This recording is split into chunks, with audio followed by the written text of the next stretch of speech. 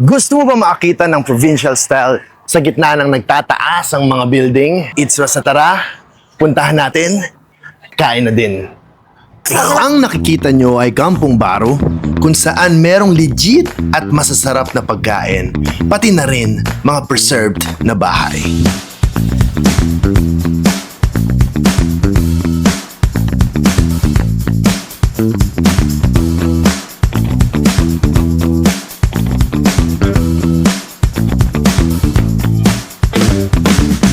Ito yung first stop namin, Din Satay. Satay? Satay. Satay. Satay. Barbecue. Siyang kubo style. Parang kubo. Ayan. Chicken.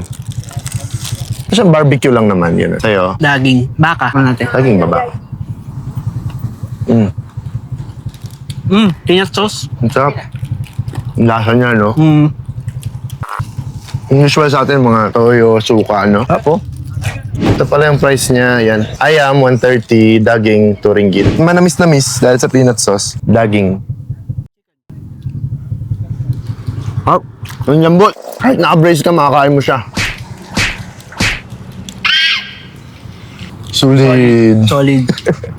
Ito yung sa likod ko, puro mga kainan. Tapos, dito, puro mga building na. Bukod sa mga local foods, meron din mga food sa ibang bansa. Puntahan natin.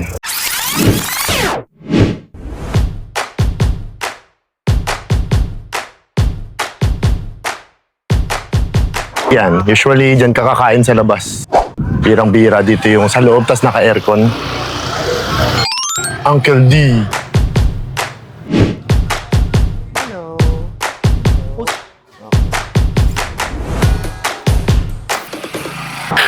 Diba? Tapos, sa paligid, puro siyang mga makalumang bahay, style ng bahay. Rambutan tree. Tapos makikita nyo, sa gitna ng mga lumang bahay dito, sa likod, puro skyscrapers. Yung mga unang-unang tinay mga bahay dito, nung 1899 pa. Tapos merong mga bahay dito, hindi ko alam which one. Nandun pa rin. Tapos sa sobrang tagal, wala pa siyang pako. Tapos nire-refurbish na lang yung iba. Yung iba, wala talaga at all.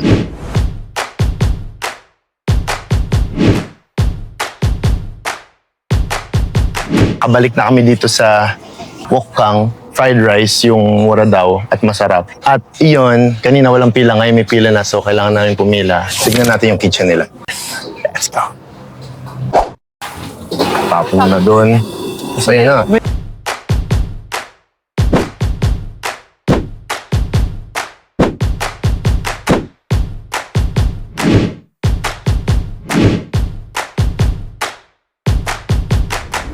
Dahil maghintay pa tayo ng 20 na orders matapos before yung order natin. Punta muna kami dun sa satay kanina. Uulamin namin sa fried rice. Let's go. Do you watch pa ako sa'yo, Bang? Yeah, I fangat ko sa'yo. How long have you been selling here? 25 years. Oh, 25 years of selling satay. Kung sa Pilipinas may dos tres, dito sa kanila, Merong 1, 2, 3. 132? 132 ba? Basta yun? Oh, 132 eh.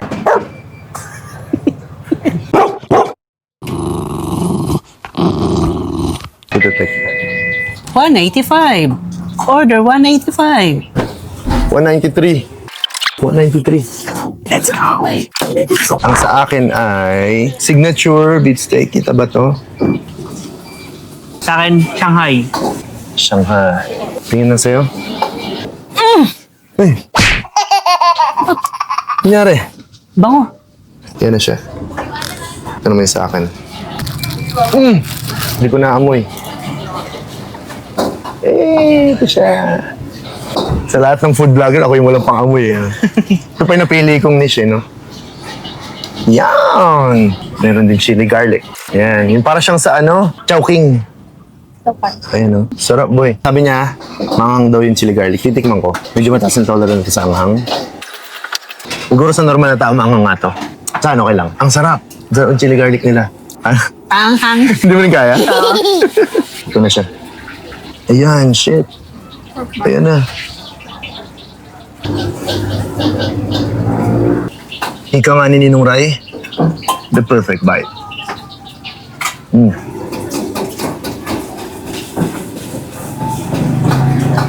Sarap. Nasaan chowking ng Pinas? Mas maangang lang yung ano nila dito, yung chili nila. Masarap. Tapos, yung doon may mga beef bits. Dito, legit na beef talaga. Oh, may pa yan, beef. Ikaw. Normal, Shanghai. Yung sa akin, typical na na chowking talaga. Yan yung lasa niya. Malalaki yung mga grains ng rice. Tapos meron siyang mushroom, carrots, of course, egg, Green onion. sang, for sure may garlic and onion, pepper, tapos mga sauce nila. Ang ano lang dito talaga sa Malaysia, wala silang mga toyo-toyo, no? Wala. Usually mga mga sambal, chili sauce. At here, chili sauce talaga. Kung may perfect bite, may big bite.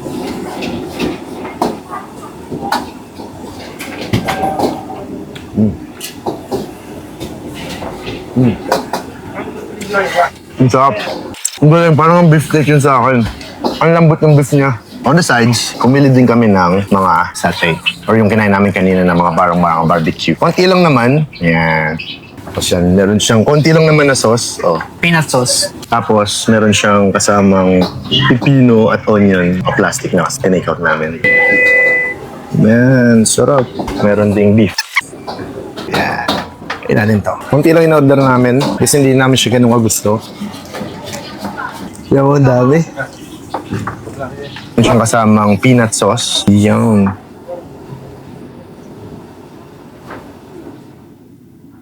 Tingnan mo, anong oras na? 8:30 na ng gabi. Tapos, ang haba pa rin ng pila, oh. Pila pa din sila. Sarap kasi, no? Sarap dito. Pag nagawi kayo sa KLCC, malapit sa Twin Tower, pabalang kayo sa Kampong Barong Station, pagbaba nyo ng hagdan or ng lift, makikita nyo na to. Wokang. So yan, pagkasamahin natin yung fried rice at saka yung satay barbecue. Beef muna beef. Tapos, sasasaw natin siya sa peanut sauce. Yan.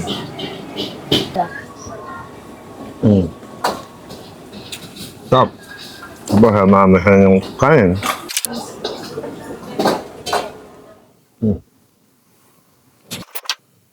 Stop, boys. Legit.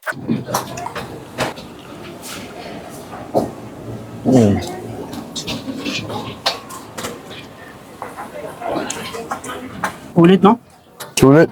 Nga pala, yung plain na signature fried rice nila is 7 ringgit. Itong beef steak, na may mga legit na beef talaga, 11 ringgit. Which for me, sulit. Lagyan natin sa ibabaw ng sile. Tapos samahan mo ng beef sa ibabaw din. Sarap mo. Perfect combination. Tumutulo-tulo pa. Kem?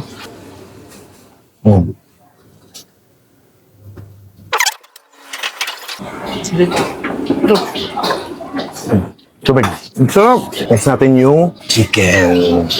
Ano yung part to, no? Parang halo-halong part. Kasi may mga taba-taba rin siya. Yung...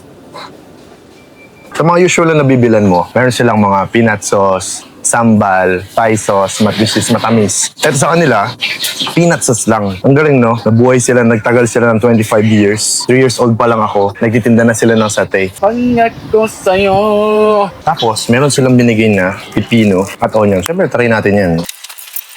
Onion pipino. Ayan. Lagyan natin ng peanut sauce. Bam! Tapos, yung chicken satay. Yan. Kaya satay mo na.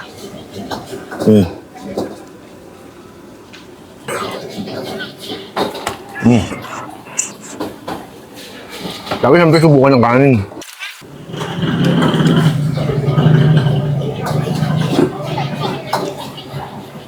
Sarap, boy!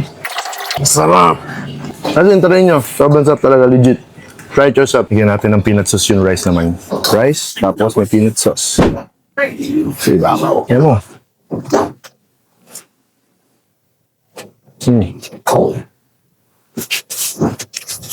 Apa, ang damo pa rin ng isa agad. Tapos ang damo ng satay.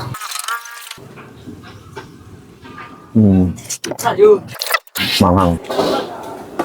Mas manghang pa to sa sa nasi lemak na nakain ko. Yung chili na to. No? Ulit ka. No. Bokong. Magtubig muna tayo.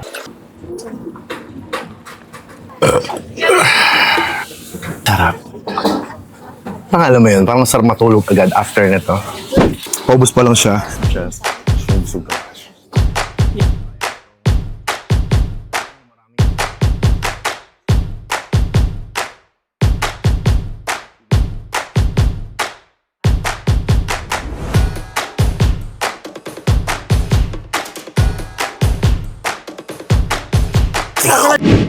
Ay, kita nyo, di ba? Mararami yung mga sini-scoop ko. Ibig sabihin, ang daming naman. Yan. Chili. Yun, oh. Sa ibabaw yung chili. That's na. Kanin. Last one. Be. Natulo pa yan, no? Natulo pa yan, no? Last bite na to. Wala na. Ngayon ang tanong. Will you try this? Saan sunod na gana natin? Once again, it's Ross. Tara! Paano mo i-spell yung... Yung, ganon. Ha? Paano? Parang blemal.